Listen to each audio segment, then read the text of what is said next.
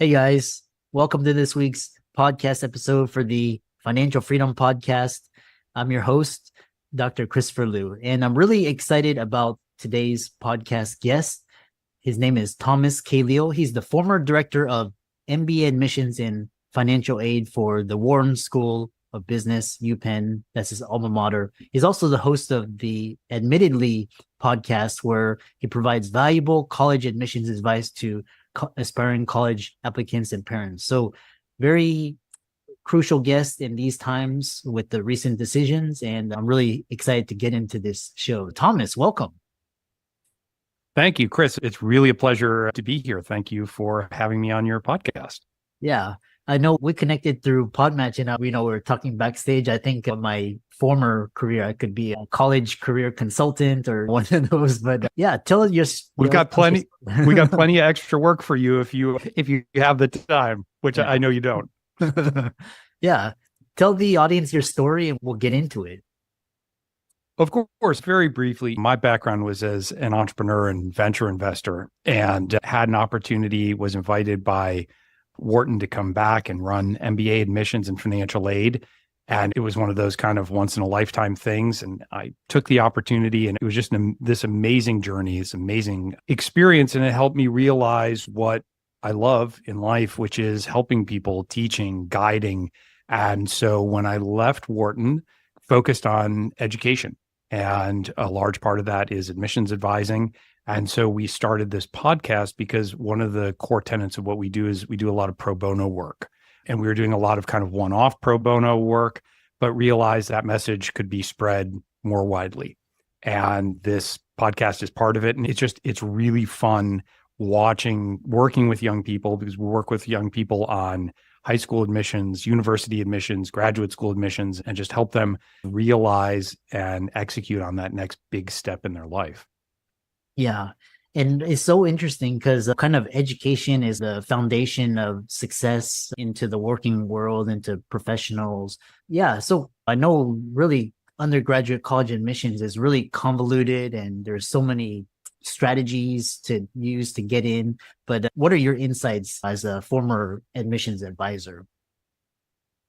Of course. And I think you've been through some of the most rigorous and highly selective admissions processes in the world. I think the one thing that I tell people, and right now, end of July, students are nervous, parents are extremely nervous. Everybody's trying to figure out what's going on in a rapidly changing landscape. I think the most important thing to keep in mind is, I think the mistake, and it's a very understandable mistake that most people make, is they view it externally. They view it and they say, okay, how does admissions work from my perspective as an applicant? But what matters is the perspective of the school, right? It's what is the school looking for? And you're never going to know that, right? Because it shifts year to year. The school looks, it reassesses its priorities. Universities are always trying to look 20, 30 years out and say, okay, what impact do we want to have on the future? What kind of graduates do we want to put out in the world? What do we hope that they're accomplishing down the road? One of the things that I encourage students to do is say, okay, it's not an exercise in I'm the best, I'm the greatest, I've got all these things to offer. What you really want to do is look from the other side and say, if I were the school, what would I be looking for? And the schools are looking generally for the same thing every year: intellectual curiosity, demonstrated record of achievement. They're looking for people who can come and who have a voice and who have pursued things that they love, who have passion, because that makes an interesting class. If you think about your classmates that you remember in the various schools that you went to, right? Sitting down and talking with them, and just that moment of, oh, wow, you discover that thing about them that is so unique and so interesting and something that they're passionate about. And that really, you're like, oh, that's really interesting. I want to learn more about that. And that's how universities or any school really is building an interesting class. They're looking for depth. They're looking for what you bring to this broader class. And I think that's the starting point for anybody who is beginning this arduous application journey. Yeah. Yeah. It's so interesting because like I've across the universities across like Europe and Asia, it's like this one exam score and that's how you get into it. But Yes. here in the US, it's so different, and they're looking for different traits and kind of diversity, and which has its goods and bads. What one thing is talking about is this idea of the standardized admissions, and a lot of colleges are not using the SAT or ACTs. How does this play in? Should people be focused on that? Should they just do it just to have it? I'm curious. Of course. And so my favorite answer as it relates to admissions is always, it depends, right? Because no matter how many applicants a school gets, they really deal with each file on an individual basis, right? So does the SAT or ACT matter? It depends. It depends on you as an overall candidate, right? They're looking at all of the term is holistic admissions. So they're looking at you as a wholly formed person. They're looking 360 degrees all around you. So, for example, if you are maybe a first generation applicant, right? You're going to a public school, not one of the big fancy public schools, but public school. You're working really hard. You're doing well in your classes. Maybe that standardized test is not going to be as important for you. Let's say you take it, you do okay. You can choose to submit your score or not, because the school is looking at you versus, let's say, a student coming from a background of privilege, right? And with maybe two highly educated parents, and they're going to say, okay, those parents are pushing test prep courses. They have the resources. The schools are providing some measure probably of test prep. And so we're looking at that within the context of your background and the opportunities that you've had. So I think the great thing about the standardized testing optional is it opens the application process to a much broader range of individuals, right? And you use the word diversity, and diversity, unfortunately, now has become a very loaded word. But when I'm director of admissions, what I'm thinking about is diversity on every single metric, right? So everything: geographic diversity, socioeconomic diversity, gender diversity, international diversity, interest diversity, all of these things, right? So there's not one metric that is a controlling metric when we think about diversity. We're really looking at all of the things that go into you and your background and what you've been able to accomplish.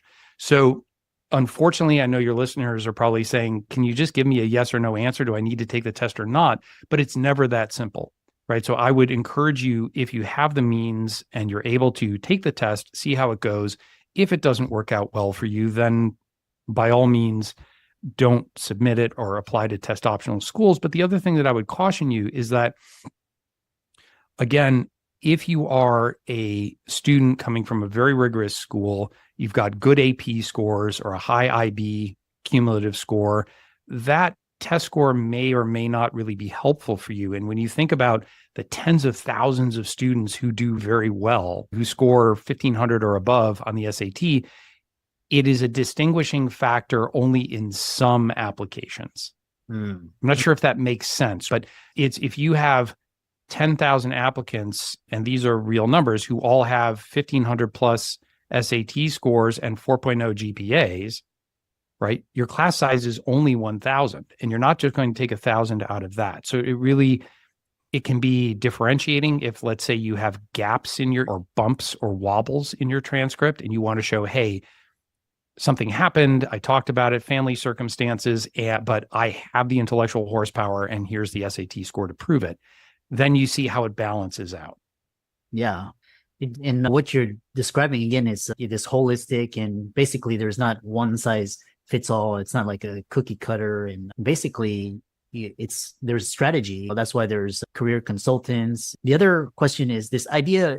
So traditionally, it's been the Ivy Leagues. It's been the top 20, top 10 US news. These are the most popular schools. And then one thing is this, especially in this age of podcasts and YouTube, and people can get information. There's boot camps. How do you choose a school? Is Harvard, these really high ticket schools? How do you key things to consider when going to college?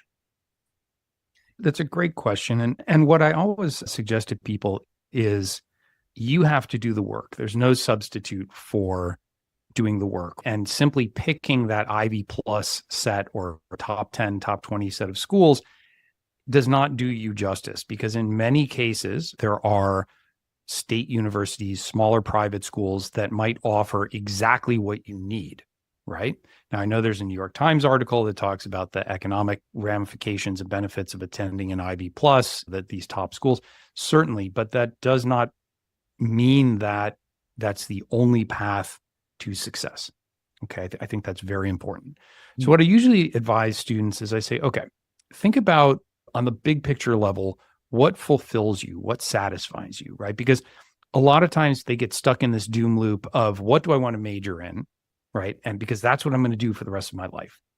And when you think about you've seemed very focused in reading your biography, you've been very focused, but then you had a big shift in your career, right? And now you're doing something that is related to all the medical training and education that you've had, but is almost it's a new and fresh and innovative direction. And I say to people, okay, think about what you love to study. Think about what interests you. What's your passion? Now, start looking at the schools and start thinking. They're all going to say a lot of the same things on the website, right? Flexibility in learning, innovation, diversity, creativity. Okay, because they all are wonderful places. But then I want you to start thinking about, okay, if I go to this school, what is it a large school? Is my first year going to be survey courses with 800 people crammed into a lecture hall? But the advantage of that is those are usually larger research universities. So by the time you get to junior or senior year, you're doing cutting edge research with leaders in the field, right? Or do I want to go to a more smaller teaching style liberal arts college where maybe the professors aren't doing the cutting edge research, but they're excellent teachers and they know my name and every class is 10 students. And so it's a much more kind of intimate academic experience. So you start thinking about that. People laugh when I say this. Think about climate, right? I'm a Chicagoan, born and raised. I can tell you that being at Northwestern, where it's cold and dark and windy from November to March, is a very unique experience, right? And it's great, and they take great pride in that, but it's going to impact your mental health if that's not where you want to be. And then start looking at what you want to study, how they offer it, right? What's the modality of learning? What does the campus environment feel like? And then find that school that's good for you. Have the courage to say, for example, people always get lost in this concept of the Ivies. Your experience at Dartmouth is very different than your experience at Penn or Princeton or Columbia.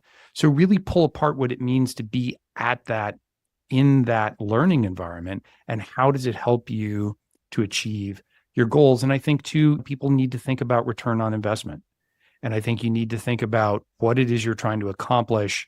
What kind of financial aid are you getting? If that's a consideration, do you need to go spend a lot of money? Are there better alternatives where you could go to a state school, a good state school, for example, get that bachelor's degree and then move on to a higher, really super prestigious graduate school and layer your debt differently? Yeah. Yeah. It's in the other question, a lot of physicians listening to this podcast, they want their kids to do well. They're very involved. And sometimes their kids have different ideas on the strategy, the college admission strategy. So when parents and students don't agree, how to navigate conflict during this process? It's very stressful, high stakes as well. How do you resolve that? That's a great question. And to all the parents out there, please rest assured that my own children don't always listen to my advice on their education path. So I'm very familiar with this.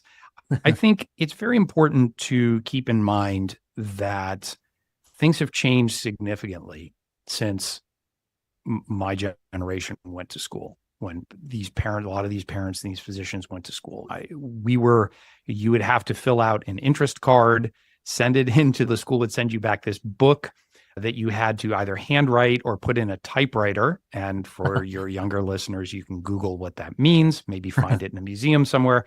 And you had your liquid paper and you were typing out these essays. We really didn't have much guidance. I don't know anybody that prepared for their SATs. And they announced at high school, hey, you're taking the SAT Saturday, bring some pencils. It was just a very different world. You might apply to 5 or 6 colleges where students right now you're capped out on the Common App with 20 schools. So what I would say and then also finally, universities back in the day, back when these parents were applying, generally, they were looking for different things. They were focused on more of an all-around candidate, right? So you had to have strong academics, community service, some athletics, some leadership, right? But what they realized is that in doing that, they were building a more homogeneous class, right? They were stacking up these kind of layers of students that looked fairly the same when you looked at their accomplishments. And now the shift has been more to students who are deeply involved in and passionate about one or two things. Because the theory is, okay, if I take an exceptional musician and a wonderful performance artist and a chemist and a biologist and a writer, and they're all really good at that and they love it and they're passionate about it, and I put them together, that there's like this great exchange and funkiness that happens where they're elevating and supporting and teaching each other. So what the schools are looking for is different. And what I would say to the parents is do some research, right? I'm not saying the students are always right, because a lot of times both students and parents succumb to this hysteria, for lack of a better word. And the parents also get caught in the competitive trap. Oh, I can't tell my friends at the club that my daughter's going to Ohio State. I'd be embarrassed, right? But when the daughter is saying, listen, I want to study this specific program, and Ohio State has literally the leading experts, the people that are doing the bleeding edge research right there. And I can study and work in their lab and be PhD track. And that's what I want to do. So I think communication helps. And a lot of what I end up doing is bridging that communications gap between the parents and the students. Yeah. Yeah. And then the other question is, for example, a lot of people are interested in graduate studies, law, MBA, medical. And so you have experience with MBA. When should you pursue an MBA? When should you not? A lot of entrepreneurs, they go start and so what is the MBA good for, and how do you know it's the right path? I love that question. And I think in any graduate school, there's a timing issue, right? Law schools are tending to admit people who are maybe a year or two out from undergrad, right? So some students, of course, go directly into law school, same thing with medical school, but there's also been a shift of looking at students who may have been out for a year or two and have focused in and decided that's their path. For MBAs, you have several options. There are some early entrance programs at all the top schools where you apply your senior year of undergrad, and then you have up to 2 years to matriculate, right? So you can take that time. I think it's a very individual process because, for example, I went after 6 years of work experience. The average age of the MBA classes is around 26 to 28. So you do get a more seasoned professional. My personal bias is that I think you get more out of an MBA program if you have a little bit of experience, right? Because a lot of the MBA process is building relationships and learning from your classmates. And I took, when I was running Wharton admissions, we took some kind of bold steps to bring in direct from undergrad students. And they all came back and said, look, we had a great experience, but we didn't really gel with the class. And in some cases, we wish we would have waited a couple of years. So I think it's a very individual process. Now, you brought up entrepreneurs. I was an entrepreneur when I went back to get my MBA. And what entrepreneurship taught me was how little I knew.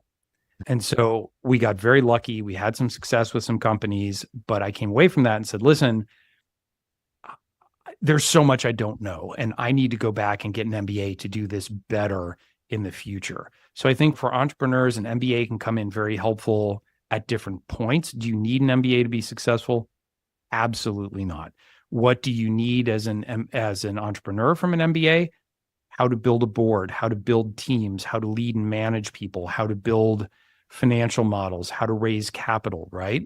Moving from that initial, I've got this idea, to let me build and run a company, right? And when you look at, I think there's this mythology around super successful entrepreneurs that they just drop out of college, start their startup, and they're off to the races. But when you look at these bright, shining examples in the tech world, they all, without fail, brought in people around them to teach them about leadership, management, growth, all of these things, because nobody's perfect. Nobody understands all of those things. And so you hire people around you who are better at things than you, but also you need to learn it yourself. And the same goes for people in the nonprofit sector, right? You need to raise money. You need to build a board. You need to manage people. You need to measure the impact of the resources that you're deploying. So I think an MBA is a very flexible, very interesting degree. And to your background, there's a lot of MBA, MD programs where people are learning whether it's healthcare management or improving their practice or whatever it is. Yeah. Yeah. And as we come to the end of the podcast, which really it's because I love this admissions because it's almost like strategy. And one thing is, what are the trends that you're seeing with college admissions, especially we talked about standardized. And again, there's this controversy with legacy and the Supreme Court of these recent decisions. What are some trends that you're seeing? So at this moment, the universities are scrambling, right? I think they're coming under fire from a lot of sides and trying to figure out what the path forward is. I can tell you, having been inside a top university, the universities believe very deeply in their core mission of educating the broadest, most diverse, most interesting group of students possible. Now, by virtue of size, Columbia admits a class of 1,000 undergrad students, right? And they might get 50,000 applications. So you've got 49,000 immensely disappointed people every year. You can't please everybody. So I think that the schools, their heart is in the right place. I think that the discussion around legacies is overdue, and it's going to be very interesting to see how that plays out. I think the issues around diversity, schools will not lose their commitment to diversity. Schools are going to look for different ways to build diversity. And again, if we go back to our earlier discussion, diversity on every metric. There's so many different metrics of diversity. And I think as a student, you want to look at that and say, okay, if I showed up at Harvard or Johns Hopkins and there was a class of 800 people just like me, that's a waste, right? I'm not going to challenge myself. I'm not going to grow. I'm going to miss out on a lot of things. And you want different people because that's where you learn. That's where you're challenged. You want people that are smarter than you in different things. And that's where that kind of intellectual creativity comes from. So there's a lot that's going to play out over the next few months and years through the courts, internally with the schools. And I'm actually very excited to see how the schools resolve that. Yeah, it's going to be really interesting and really fascinating discussion. And how can people contact you? I know you have a podcast, and how can they reach out to you, learn more about your work? Of course, and you can see more about us at thomascaleel.com and at the Admittedly podcast. Welcome families to listen and send us questions. We sometimes have students on the podcast and we talk through their candidacy, and that's a lot of fun and a little bit eye-opening for them, the ones that are brave enough to put themselves forward like that. Yeah, awesome. Really awesome, engaging conversation. And I know a lot of listeners, their kids are applying to college, so it'd be a great resource. And all of Thomas's resources will be in the links and show notes. And thanks so much for coming onto the podcast. Chris, it's really a pleasure. I really enjoyed talking to you today.